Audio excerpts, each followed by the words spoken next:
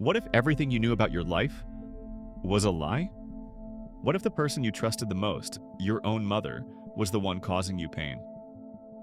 And what if the only escape was murder? This is the chilling, heartbreaking, and controversial story of Gypsy Rose Blanchard, a girl trapped in a web of lies spun by her own mother, Dee Dee Blanchard, a woman suffering from a terrifying psychological disorder known as Munchausen by Proxy. This isn't just a story of a murder. It's a story of control, manipulation, and ultimately, freedom. Part 1, The Perfect Daughter and the Perfect Lie. Gypsy Rose Blanchard was born in 1991 in Louisiana. From a very young age, her mother Claudine Dee Dee Blanchard claimed Gypsy suffered from a list of chronic illnesses: leukemia, muscular dystrophy, asthma, seizures, brain damage, and more.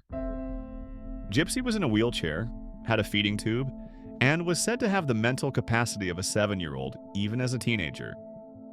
Dee Dee told everyone her daughter couldn't walk, couldn't eat normally, and couldn't live without her constant care. They became the poster family for inspiration. People donated money. They got a free house from Habitat for Humanity, trips to Disney World, and even met celebrities. But behind that smile was a living nightmare. What the world didn't know was Gypsy wasn't actually sick. She could walk.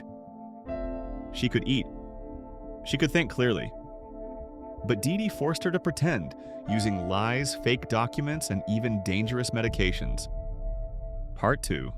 Munchausen by Proxy, The Mother's Madness. Dee Dee Blanchard was believed to suffer from a rare and dangerous mental illness called Munchausen Syndrome by Proxy, now called Factitious Disorder Imposed on Another, FDIA. This disorder causes a caregiver, usually a parent, to fabricate or induce illness in someone under their care in order to gain attention, sympathy, or control. In Dee Dee's case, it meant shaving Gypsy's head so she looked like a cancer patient, forcing her into a wheelchair, administering medications that caused real side effects, isolating her from others and lying to doctors. She manipulated the medical system. She took Gypsy to hundreds of doctors. Some were suspicious, but Dee Dee always had a story. Why didn't anyone stop it? Because Dee Dee was convincing, charming, and played the role of a devoted mother perfectly. Part 3, A Life of Control and Abuse. Gypsy was never allowed to go to school. She couldn't have friends. She wasn't allowed to use the internet freely or talk to anyone alone. She was physically abused, emotionally manipulated, and mentally conditioned to believe she was helpless. Gypsy said later, "I was in a prison, and the only way out was through her." But as Gypsy grew older, she started to question everything. She secretly got online and made a Facebook account where she met a young man named Nicholas Godejohn. He had his own struggles, mental health issues, a criminal record, but to Gypsy, he represented escape.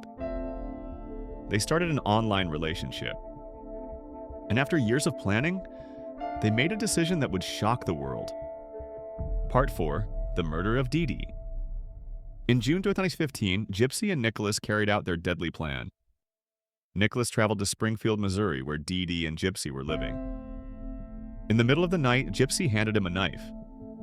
Nicholas entered Dee Dee's room and stabbed her 17 times while Gypsy hid in the bathroom, covering her ears. Then the two fled. They went back to Nicholas's home in Wisconsin. But what happened next was even more bizarre. They posted a status update on Dee Dee's and Gypsy's shared Facebook page. That B is dead. It was meant as a signal that they were finally free. But it led to confusion, then horror, as friends and neighbors discovered Dee Dee's body and realized Gypsy was gone. A national search began, but Gypsy and Nicholas were found within 48 hours. Part 5, Trial, Truth, and Public Shock. When Gypsy was found walking normally, everyone was stunned. She didn't need a wheelchair. She wasn't sick at all. The truth began to unravel like a horror movie plot. Gypsy was arrested for second-degree murder, and Nicholas was charged with first-degree murder. But as the public learned about the years of abuse, manipulation, and medical deception, sympathy shifted. Many asked, was Gypsy a victim? or a killer? Could this be considered self-defense? In 2016, Gypsy took a plea deal and was sentenced to 10 years in prison. Nicholas Godejohn, however, went to trial and received life without parole in 2019. Part 6, Release and Redemption.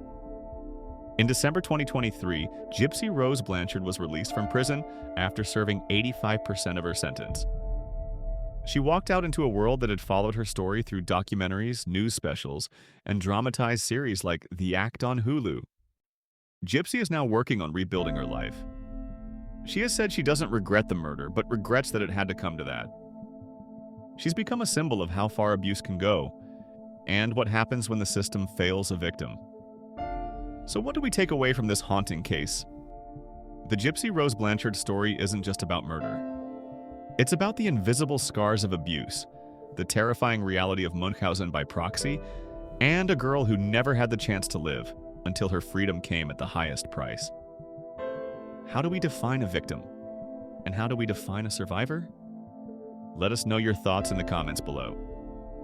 Don't forget to like, share, and subscribe for more real crime breakdowns. Thanks for watching. Stay curious, stay safe.